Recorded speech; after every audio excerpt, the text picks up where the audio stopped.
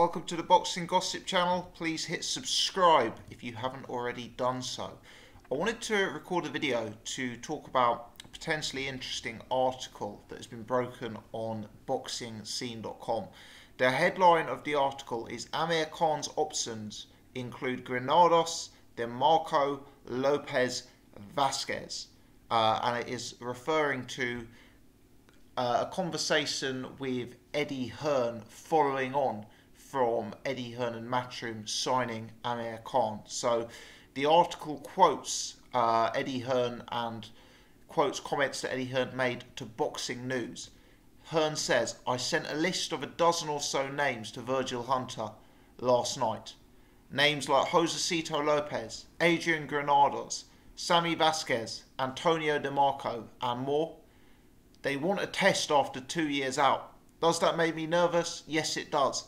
But it's also good news for the fans." According to Boxing Scene, Hearn also reacted to the recent verbal blast that was given to him from rival promoter Frank Warren.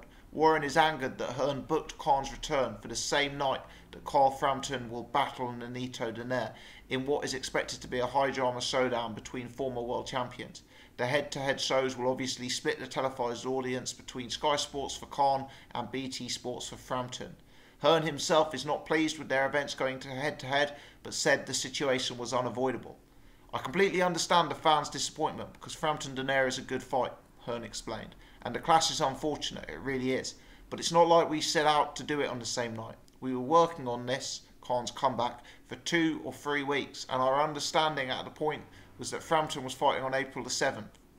But what other promoters are doing isn't at the forefront of our minds. We're trying to get everything resolved just as we're not at the forefront of theirs. By the time we found out Frampton was fighting on April 21st, which was 2 days before we announced Khan, we were at the point of no return." So this is an interesting article. A lot of boxing fans I've seen speculating that Eddie Hearn on purpose made Amir Khan fight on the same night as Frampton-Donaire to kind of sabotage that event and to take away attention from his opposition and from the growing boxing schedule on BT Sports. I don't know the truth. I guess very few people will know the truth other than Eddie Hearn, but I'm sure some boxing fans will remain sceptical. For me, it is a slight disappointment. It really is. You know, we're in a boxing world at present where there's not been any major fights last week. There's not been any major fights this week.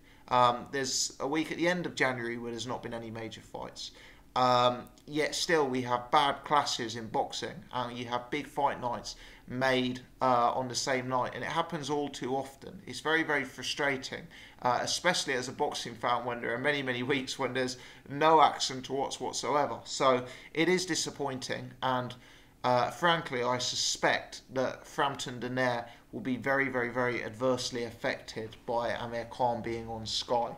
I think despite the fact that Frampton-Donaire is a good fight, and despite the fact that Frampton and Donaire are both big names, Amir Khan making his return, having been on that reality TV show and now signing with Sky and Eddie Hearn and Matchroom, I think he's probably going to take them to the cleaners in terms of the ratings. You know, maybe I'll be wrong. If I'm proved wrong, then fair enough. But I think that's going to be very, very, very difficult for the guys at BT Sports and Box Nation to compete with at this stage. Now, with regards to Khan's opponents, that's interesting. You know, it's good that we're talking international opponents. I think when it was announced that Khan would be fighting, there was a lot of concern that he'd potentially be fighting the likes of a Sam Eggington or the likes of a Frankie Gavin.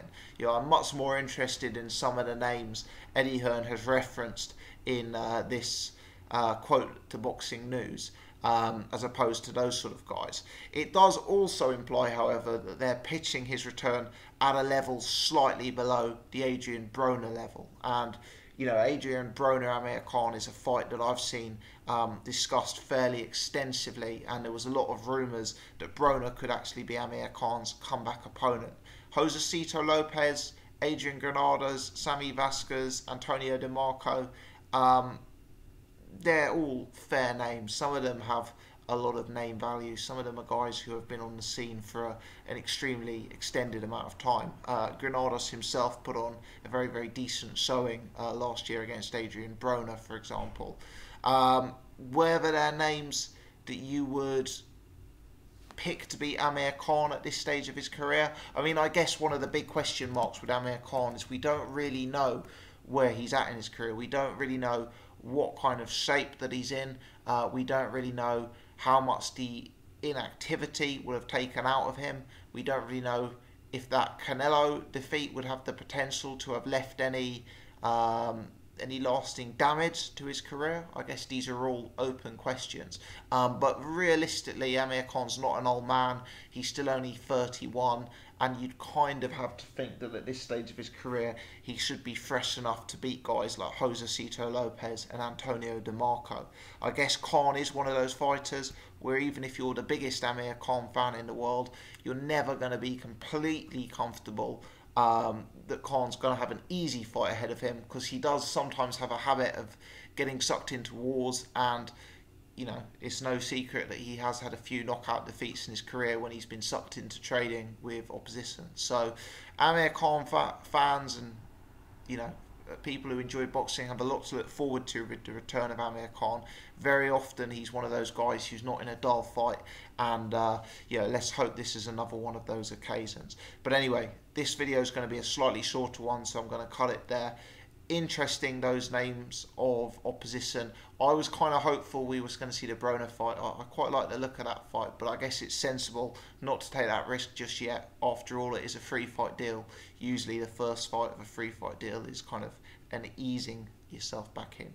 Let me know your thoughts, guys. Please do leave your comments in the section below. If you've enjoyed the content, please hit the thumbs up button. If you're new to the channel, you haven't done so before, do take the time to subscribe. As always, many thanks for tuning in.